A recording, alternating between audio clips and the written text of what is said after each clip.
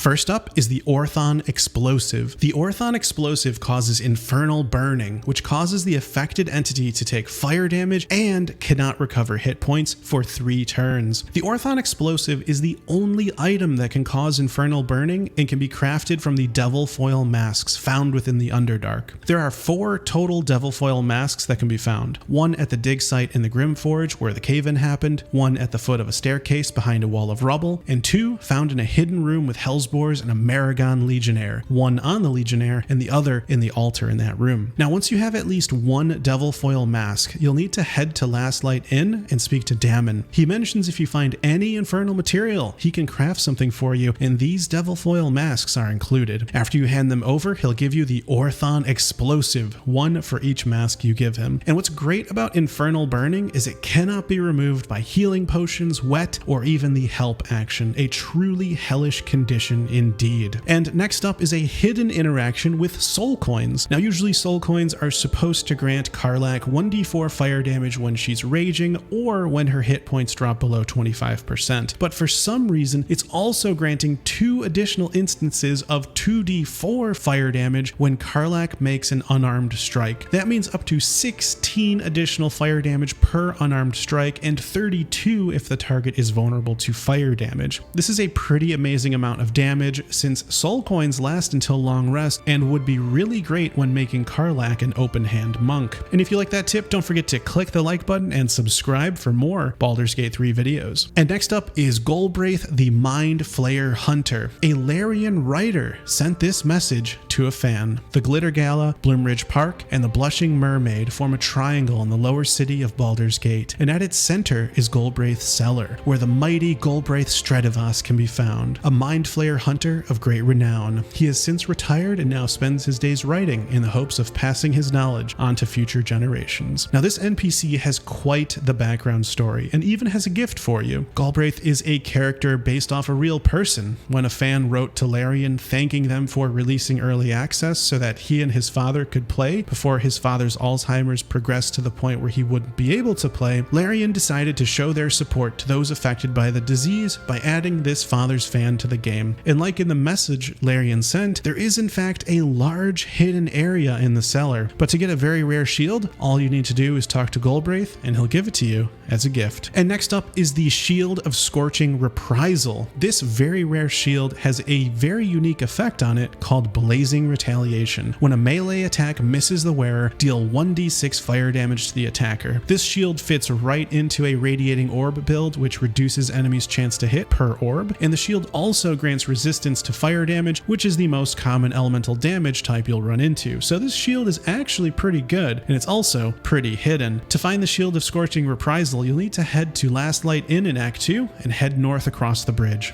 Once across, go immediately to the right, and you'll need one of your party members to pass a perception check in order to interact with some rubble. You'll then need to pass a strength check to destroy the rubble, under which you'll find a fallen Flaming Fist's corpse, and on that corpse is the Shield of Scorching Reprisal. And next up is the hidden Upper City Sewers. These sewers even contain a Death Knight and is found near the end of the game. Right before the courtyard fight past the high halls, there's actually a secret entrance to the sewers that lets you skip the entire courtyard fight. You can discover this if you use Speak with Dead on the Absolute Cultists right before the courtyard and ask them how they got there. These sewers aren't entirely a cakewalk though. You will encounter goblins, Absolute Cultists, undead, and Stalker Svigny, the Death Knight. Once you fight your way through, you'll emerge on the other side of the courtyard and be able to progress to the next area. And next up is how to eat a Mind Flayer brain. In Act 3, you'll find a newborn Mind Flayer sleeping in an abandoned windmill. You can slay this Mind Flayer while it's sleeping and actually consume its brain for an additional illithid power, functioning exactly as if you'd found another Mind Flayer tadpole. However, you can also wake up the Mind Flayer and offer to help it. The newborn Mind Flayer is brain starved and needs a fresh corpse to feed on. If you go to the well just down the road, you can actually find murdered refugee corpses. If you bring it to him, he will search your mind for any gaps in knowledge and fill them, effectively giving you another tadpole to select another illithid power. Now both rewards are exactly identical, but if you bring him the corpse, he'll actually appear again in the lower city, killing some NPCs later. And next up is the Voice from the Deep Hole.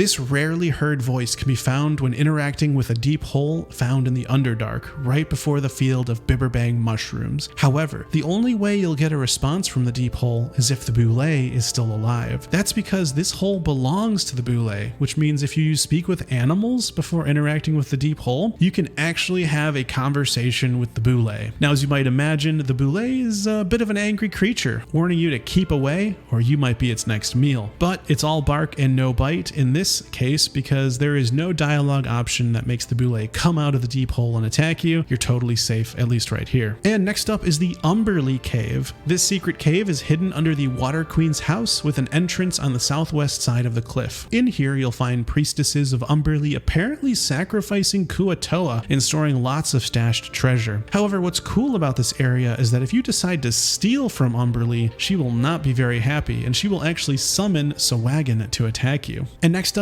is the Addled Frog. This seemingly harmless low health critter, when spoken to with Speak with Animals, appears to be in tremendous pain. That is, if Auntie Ethel's still alive. If you choose the wrong dialogue options, this frog will even actually attack you, and it's actually quite hilarious because it has 31 AC and could be kind of tricky to defeat. It reflects ranged attacks because it has an ability called Mucus Membrane. That means if you throw a bomb at it, that bomb is going to bounce right back at you. And it's got a very strong acid attack because it does a lot of AoE damage. However, the counter to the Addled Frog is Sleep, which is easy to cast since it has such a small health pool and then you can defeat it easily. However, even better is to defeat Auntie Ethel and then return to the frog. She'll then lead you to her shiny treasures stashed away within the swamp, which is pretty cool. And next up is Duke Ravengard's Longsword. This weapon grants +2 to charisma and has 2 awesome mechanics. Stirring Execution. When you kill an enemy, allies gain temporary hit points equal to your charisma modifier. This is great since in combat you can finish off multiple enemies and grant a lot of temporary hit points throughout a fight, considering your whole party will get them. However, it gives that character's charisma modifier and health instead of the wielder of the blade's charisma modifier like you might think, which is definitely not as good. And there's also Commander's Strike, which lets you use both an action and a bonus action to give a party member an attack as a reaction. Now, I could see this being pretty great if the target you are giving an extra weapon attack to has a really powerful two-handed weapon that can one-shot an enemy and would definitely make this worth it, but otherwise it seems very expensive for what you get. This blade is not easily obtained either because it belongs to Duke Ravengard. Now, if you want him alive, then getting this requires you to save Ravengard and then bring him to your camp. Once there, you can actually carry him around using improvised melee weapon. Just cancel it right before you actually throw him. Bring him far away from Will, since Will isn't going to like what you're about to do. Once he's in the corner, throw Drow Poison at him repeatedly until he falls asleep, then toggle non-lethal attacks and knock him out. Once he's asleep, you'll automatically get a crit on your next attack. And then once he's knocked out, you can loot this amazing hidden blade. And next up is the amazing Helmet of Arcane Acuity, probably one of the best helmets in the entire game. While wearing this helmet, whenever you deal damage with a weapon attack, you gain Arcane Acuity for 2 turns. Arcane Acuity grants you a +1 bonus to spell attack rolls and spell save DC. This is incredibly powerful on classes that attack multiple times in a turn and also cast spells. And when you combine this with Band of the Mystic Scoundrel, which lets you cast illusion or enchantment spells as a bonus action after hitting a creature with a weapon attack, you can cast spells that are basically guaranteed to succeed every single turn. To get this helmet, you'll need to head to Act 2 and go to the Mason's Guild. On the ground floor, there's an ornate wooden hatch that leads to the basement. Once there, you'll find a tower-shaped keyhole. The key to this can be found in Last Light Inn in a pouch if Mattis died, or you can find it on Mattis if he lived. Once inside, you'll need to pass through a hallway leading to a great hall, and at the very end of that hall is a chest containing the amazing Helmet of Arcane Acuity. And next up is how to give your entire party a +1d4 bonus to attack rolls and saving throws. This buff is none other than Bless. Now, this spell typically only lasts 10 turns, but when earned through this method, you can have it until Long Rest for your whole party. To do this, you need to head to Kresh Yelik and defeat Chirai Wawargaz. Upon doing so, you'll speak with Vlaakith and have the chance to enter the Astral Prism. Once inside, after you exit dialogue with the Dream Visitor, your whole party will have the Bless condition. Now, unfortunately, it does only last until Long Rest, but if there are any enemies left within the Kresh that you want to defeat for more experience, this buff can help make short work of them. And last is the Explorer's Ring. This hidden ring is found behind the field field of Bibberbang mushrooms. Those are the ones that explode when you get too close. You need to jump across multiple platforms of rock, and once you get to the end, there's a skeleton that has this ring. It's super easy to miss because of how dark it is, so you'll want to use a light or some other light source to see it. This ring grants +1 to nature and +1 to survival. Not really the best ring by a long shot, but if you have nothing else better at the time, the +1 to survival will help you find mounds of dirt to dig up if you've been failing those survival checks.